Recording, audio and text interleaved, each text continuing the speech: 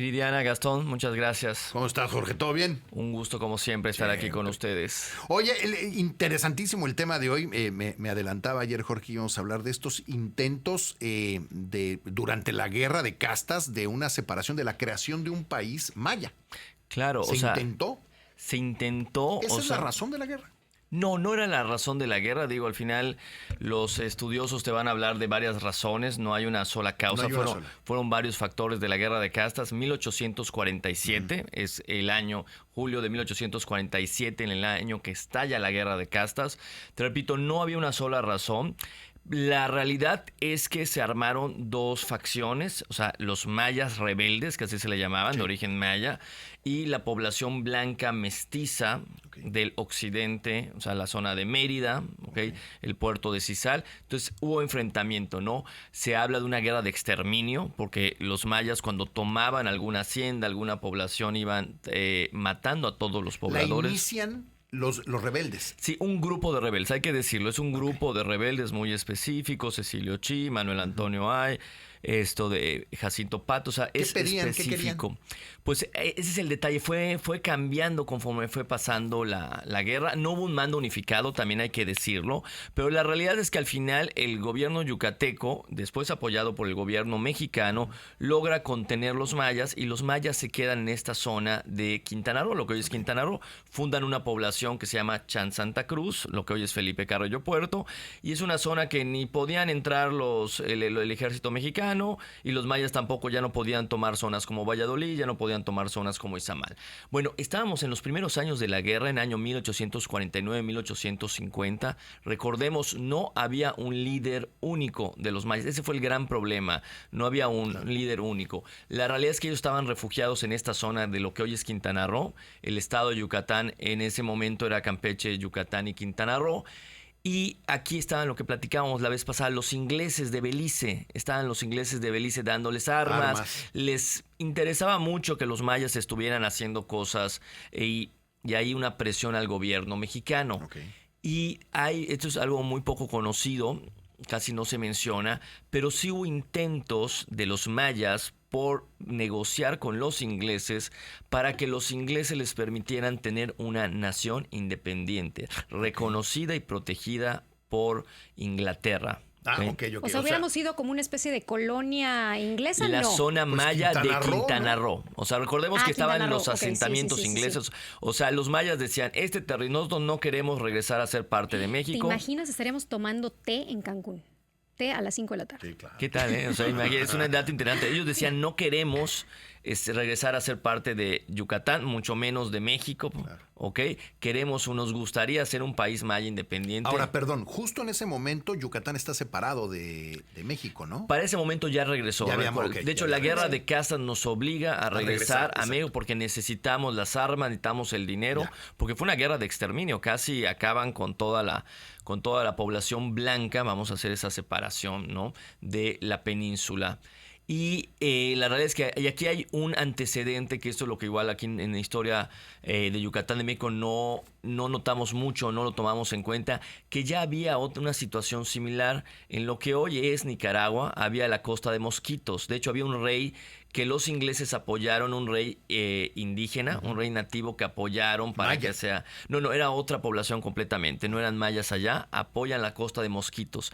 Entonces, los mayas yucatecos dijeron, oye, ustedes están apoyando una población ahí completamente autónoma. Ojo, no fue un país, no hubo declaración de independencia, simplemente era un protectorado, ¿no? O sea, no eran, a diferencia de Belice, que eran los colonos ingleses, que eran los habitantes, o sea, venían de Inglaterra, los cortadores de maderas. En la costa de Mosquito, o sea, era completamente nativos de allá. Y los mayas dijeron, oye, queremos algo similar. No queremos estar bajo las órdenes de México y mucho menos de Yucatán. Y por eso ellos... Hubo estas negociaciones de un líder maya, en realidad también hay que decirlo, fue Venancio Peck. Hubo ese encuentro donde hubo comunicaciones entre el superintendente, que era la figura política de mayor autoridad en Belice, y Venancio Peck, uno de los líderes mayas, donde le dicen, nos gustaría tener nuestra nación maya independiente, y si podemos ser aparte protectorados de Inglaterra, pues estaría muy bien. Obviamente, la realidad es que Inglaterra ya tenía igual órdenes de México, había muy buena relación relación México e Inglaterra a niveles en Londres, en Ciudad de México, los embajadores, donde pues no ocurrió porque México se llevaba bien entonces con el Reino Unido. Exacto, Inglaterra lo sabía y jamás y es más, se le dice a los mayas que México nunca permitiría, o sea, los ingleses no podían apoyar de manera legal, o sea, la formación de una nación maya independiente, ¿no? O sea, entonces que ellos tenían que ser siempre mexicanos. De hecho, hubo hasta una propuesta por parte del gobierno mexicano yucateco, o sea, de que incluso lo que podría ser un estado de la República de población maya. O sea, fueron esas negociaciones, no pudieron avanzar porque no hubo esa mesa de diálogo. Al final volvieron las hostilidades. Te repito, esto era un solo líder de los mayas, Venancio Peck. Fueron muchos líderes, eran varios. Ese fue el gran problema no hubo un mando unificado en la guerra de castas, que eran líderes. Cada uno tenía... Vamos a hablar en otra ocasión de cómo fue esta cita. Hasta el rey de los mayas que uno se proclamó por allá en la guerra de castas. Cuando vino la reina Isabel, ojalá algún día nos cuentes, estaba ahí un representante de la realeza maya en la comida, ¿no? O sea, que se dijo exactamente, que se dijo, yo soy representante. Sí, es todo un tema que podríamos hablar de... Bien interesante, porque además me decían que a la reina no se le habla directo, sino se le habla por intermediarios. Tú no puedes hablarle a la reina. Oiga, reina. Hay su protocolo. Hay un protocolo y que él le hablaba a la reina y bueno, hay toda una leyenda ahí de lo que pasaba, porque la reina se le quedaba viendo, oye, este señor, ¿quién es? Bueno, muy simpático. Exacto. Entonces, eso, hasta hubo la opción de que haya un estado de la República, pero siempre sujeto a México. O sea, como diciendo, va a haber Yucatán, va a haber el estado pero en la federación, maya, pero vas a ser parte de la federación. Pero no pudo proliferar, era nada más algo, se barajaron estas opciones, estuvieron platicando, digamos, en los pasillos del gobierno. Oye, pero ¿tú crees que si hubiera tenido éxito, si los mayas rebeldes se hubieran podido poner de acuerdo, cosa que no hicieron, y nada más hubiera habido un líder, y hubieran terminado, porque además estuvieron a punto de terminar la guerra, se hubiera convertido probablemente la península, digo, eso que le hubiera no existe, pero se hubiera probablemente convertido la península en otro país, ¿no?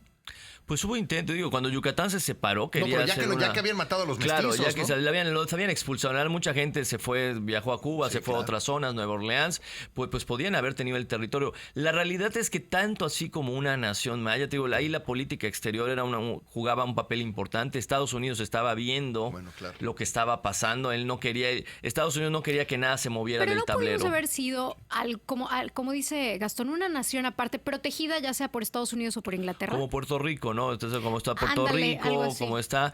en ese momento en particular, Estados Unidos dejó ver que no le interesaba que en la península de Yucatán no fuera mexicana. O sea, para Estados Unidos, y recordemos, dijiste la fecha, 1847, está terminando la guerra México-Estados Unidos. Estados Unidos ya había tenido el botín que quería, que era toda la parte norte, se había llevado Texas, California, Nueva México. Entonces, en las cartas sí se queda claro que al menos por Estados Unidos no le interesaba la península de Yucatán, decía a ellos que sea de México, a mí lo que me interesaba era la parte norte. Lo que sí le interesaba era contrarrestar a los ingleses. Por eso también los ingleses no podían dar ese apoyo a los mayas rebeldes, de que sí, porque entonces otro protectorado, o sea, recordemos igual ahí que había el problema en este momento del canal, querían hacer un canal interoceánico que después se convirtió en el canal de Panamá. Entonces tanto Inglaterra como Estados Unidos jugaron muy bien sus cartas. Te repito, el apoyo inglés fue a través de armas. Inglaterra pudo evitar bajo el agua, pero digo, pudo evitar que los ingleses en Belice repartieran armas, pero no lo hicieron. No, y es que además, digo, ya cuando lo ves ahora y ves la riqueza de la península, déjenme contar dentro de la riqueza de la península el petróleo que de un lado, aquí, bueno, estaba el turismo. Imagínate lo que hubiera sido este país, hubiéramos sido una cosa... Tal vez seríamos el Mónaco de México. Tal vez seríamos el Mónaco de México. Una potencia mundial, exactamente. Sí, ya ve, eso nos faltó, de haber sabido que teníamos tanto petróleo. Ahí, bueno, más bien que los campechanos tenían tanto petróleo. No, nos hubiéramos peleado con ellos. Oye, George, como siempre, muchísimas gracias por venirnos a platicar algo de nuestra historia. Gastón, siempre es un gusto como aquí estar con ustedes. Acuérdense de seguir, hay que seguir a Jorge Luis Rodríguez siempre. Crónicas de Yucatán.